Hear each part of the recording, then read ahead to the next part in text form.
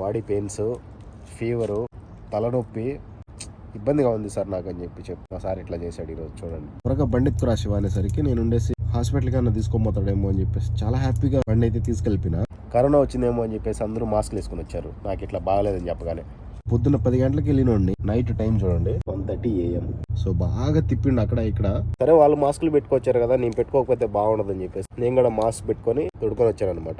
వాళ్ళకి అవసరం ఉంటే మనకు బాగున్నా బాగాలేకపోయినా అస్సలు పట్టించుకోరు. ఖచ్చితంగా పని అయితే చేయాలి. 1:30 AM అంటే 4 అయితే ఉంటుంది ఇంటి దగ్గర. నేనేమన్నా అనుకుంటానేమో హాస్పిటల్కి తీసుకెళ్లలేదని అని చెప్పేసి లాస్ట్ లో ఒక షీట్ టాబ్లెట్స్, దీన్ని హాట్ వాటర్ లో కలుపుకుందాకు తగ్గిపోతుంది దగ్గు అని చెప్పాడు.